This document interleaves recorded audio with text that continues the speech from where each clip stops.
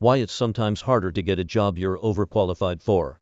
The prevailing belief is this: don't hire overqualified workers. They'll be bored. They'll be dissatisfied. Their flight risks. But isn't this for the candidate, not the company, to decide? Why are we comfortable believing there's more satisfaction to be found in a job that consistently strains us past the limits of mental capacity, time, and stamina? Hasn't the Great Resignation shown us that we can't keep this pace? I quit my job in late 2020 along with millions of American workers. I had spent 8 years doing editorial work in tech, startups, and online publications. I started as a technical writer, became copy editor, then managing editor, then content strategist, a predictable sequence for a career like mine. Less than a decade in, I could manage enormous editorial projects, start publications from the ground up, hire and manage teams. But I was exhausted. With each step up came more responsibility, more work, more hours on the job. The stress of ladder climbing eroded me, and I maxed out at 29. How was I supposed to make it to 65?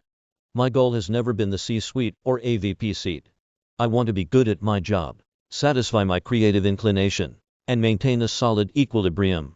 My ambition is to be well-rested, well-read, and well-written, to have healthy relationships, and an active intellectual life. We assume natural paths travel upward. We're so used to the vertical career climb that other rhythms feel suspect. At least now. The workforce is starting to recognize lateral career moves. But what about professionals who want to move down a peg or two? Or three? When I quit my job, I was not directionless. I was very clear about what I wanted: room to breathe. And I was happy to take a pay cut to get it. I applied for copy editing jobs. I love the work. It's tough, it's cerebral and creative, and it's the job where I felt most balance. Copy editing is an art, one that can be practiced at any level. I wanted to find a good role and stay there. In subsequent interviews, it wasn't my skills that were questioned, but my motivation. Why in the world would you want the job you had 6 years ago? I've never had a harder time proving myself to an interviewer. I'm not the first to experience this, of course. When Amy DeCastro, who had spent a decade in human resources, re-entered the workforce after 2 years away, she too struggled to get past the gatekeepers. Their interpretation of what I had to offer was too much, or maybe I would be overpaid.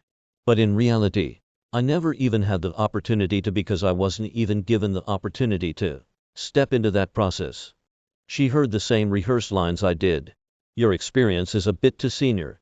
We think you'd be bored in this role. I don't think it would really be the scope and the depth that you're used to. But DeCastro felt that should be her decision. It was very frustrating for me to have put myself out there, not even to be given the opportunity, she says. Yet, on paper, I had my senior professional in HR certification. I had 10 years of global experience with great companies. I was very involved externally. I felt like, gosh, they'd be getting a great person by weeding out overqualified workers early in the hiring process. Employers are missing out on experience, highly skilled workers who are certain about their professional goals. DeCastro has since ascended the ladder and is now the VP of HR, Global Business, at Schneider Electric, where, she says, she works to ensure that being overqualified isn't an issue. In some cases, it can be an advantage. DeCastro knows from her own experience how challenging it can be. So when an overqualified or some lands on her desk, she doesn't dismiss it.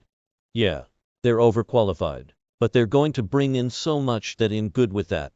I see the passion. DeCastro believes qualification is about what a candidate can add to the company, not whether they've done the job before. In fact, she's found that overqualified team members are ideal mentors and can help develop and expand teams.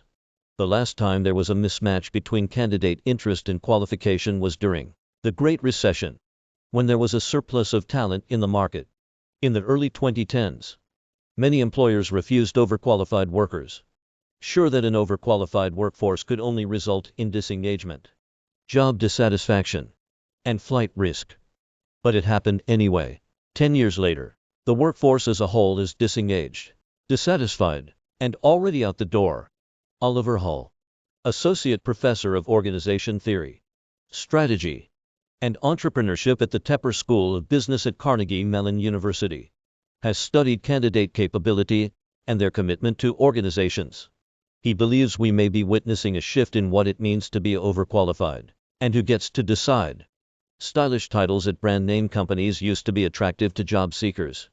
Now, the evaluation of jobs seems different, he says of the Great Resignation. Employees just don't seem to be as concerned with hierarchy, at least not to the extent they used to be. Instead of looking for the next step on the ladder or buying into hustle culture, many job seekers asked, "Can I live the life I want?" I think in some sense, Paul says, these steps back might actually be seen as more valuable to a job seeker. I wasn't able to find a full-time job as a copy editor. I went freelance and built a book of clients who weren't apprehensive about my motivations. My skills match their needs. I'm overqualified for a lot of the work I do, though not all, and for the first time in years, I'm engaged in my work. I'm satisfied. I'm moving at my own pace.